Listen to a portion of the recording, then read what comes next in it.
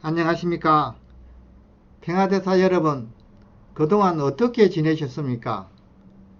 오늘은 중국 우한 코로나 바이러스 사태로 우리가 얼굴을 대하고 자리를 할 수 없기 때문에 동영상을 통해서 우리 여러 회원님들을 찾아뵐까 합니다. 어떻습니까? 괜찮지요? 예. 오늘 강의의 제목은 기후변화의 위기라는 제목으로 지난번에 저희들이 활동했던 월드 서밋 행사를 중심으로 해서 잠깐 말씀을 드리도록 하겠습니다. 저희 UPF 활동은 우리 평화대사님들이 잘 알고 계시는 것처럼 U는 Universal, P는 Peace, F는 Federation, 천주 평화연합이라는 이름으로 194개국에서 국 거버넌스 활동을 통해서 인류가 고통받고 있는 문제, 갈등 문제, 빈곤 문제, 불평등 문제, 또 환경, 기아, 또 기후재앙 문제, 이런 제반의 문제들을 평화적으로 해결하고 노력하는 단체입니다. 그 일환으로 월드 서밋 2020 행사를 지난 2월 3일부터 2월 7일까지 일산 킨텍스에서 진행을 했습니다. 주제는 새로운 100년을 향해 다시 뛰는 대한민국이라는 주제를 가지고 공생, 공영, 공의 문제를 다루었는데, 공생 문제에서는 세계 경제인연합 IAED, 또 공영의 문제는 세계평화 정상인연합 ISCP, 세계평화 국회의원연합 IAPP, 공의의 문제는 세계평화 종교인연합 IAPD, 세계평화 학술인연합 IAAP, 세계평화 언론인연합 IMAP, 이런 섹션별로 나누어서 진행을 하게 되었습니다. 그럼 그 서막을 여러분과 함께 보시도록 하겠습니다.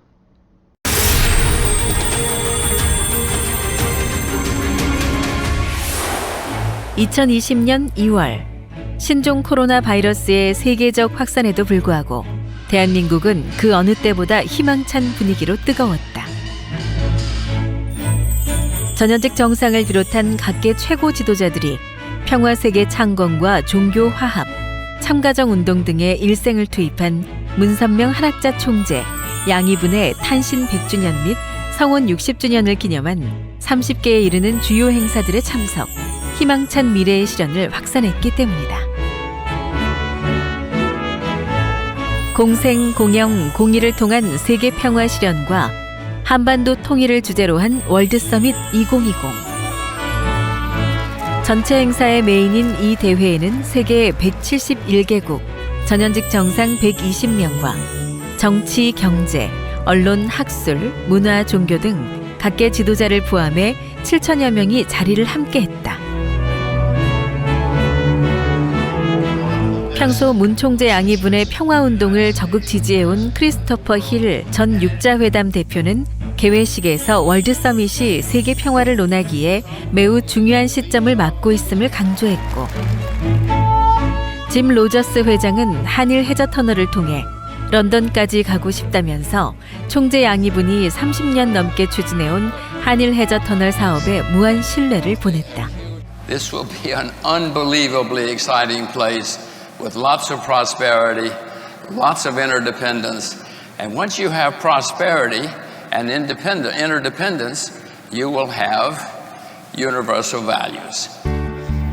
굴럭 조나단 전 나이지리아 대통령을 비롯해 제2회 선악평화상 수상자인 아노테통 키리바시 전 대통령과 노벨 화학상 수상자인 마리오 몰리나 박사도 기조연설을 통해 평화 세계 창건을 위한 문 총재 양이분의 집념과 활동에 공감을 표시하며 공생, 공영, 공의의 가치가 한반도를 통해 꽃피기를 염원했다.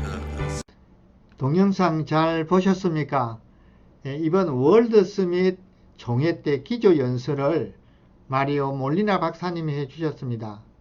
저는 몰리나 박사님의 연설을 들으면서 정말 큰 감동을 받았습니다. 역시 노벨상은 아무나 받는 것이 아니구나. 이처럼 훌륭한 박사님의 연설을 듣는다고 하는 이 자리가 참으로 영광스러운 자리고, 저에게는 자부심을 느끼는 그런 시간이었습니다. 사실 저는 이 연설을 듣기 전에는 기후변화가 이처럼 중요한지를 몰랐습니다. 기후변화가 기후재앙으로 바뀐다면 우리가 살고 있는 지구가 이보다 더 큰 위기가 없겠구나 하는 그런 경각심을 느끼게 되었습니다. 그래서 오늘 기후변화의 위기라는 제목을 선택하고 제가 열심히 강의를 준비했습니다. 모리나 말리오 박사님은 이 기후변화를 아주 쉽게 설명을 해 주셨습니다. 물을 예를 들면서 물이 증발되어서 구름이 되고 구름이 비가 되어 순환하면서 지구의 온도를 유지해주고 있다고 말씀을 하셨습니다. 이것은 우리 인체 기능도 마찬가지입니다. 지구의 70%가 수분으로 되어 있고 우리 혈액이 순환하면서 영양분과 온도를 조절하는 것은 지구의 이 기능과 인체의 기능이 유사하다고 하는 것입니다. 그래서 이 기후변화가 앞으로 기후재앙으로 바뀐다고 한다면 지구에 살고 있는 인간도 함께 공면할 수밖에 없다는 결론을 내리게 됩니다. 그래서 말리오 박사님은 과학은 우리가 행동을 바꾸면 기후가 어떻게 될지 답을 알려주지 않는다. 과학은 도덕적 판단을 하지 않는다. 여러분, 과학은 도덕적 판단을 하지 않는다. 그럼 도덕적 판단은 누가 한다는 이야기냐? 예, 도덕적 판단은 인간만이 할 수 있다. 그렇기 때문에 인간이 책임을 지는 것이다. 예, 기후 문제에 있어서도 자국의 이익에 우선해서도 안 되며 집단적 이기주의로도 안 된다. 국가주의를 뛰어넘는 세계주의 이념, 새로운 가치관이 나와야 되는데 이러한 새로운 가치관을 만들어서 함께 공유하는 것이 바로 월드 서밋이 갖고 있는 본연의 의무인 것 같다.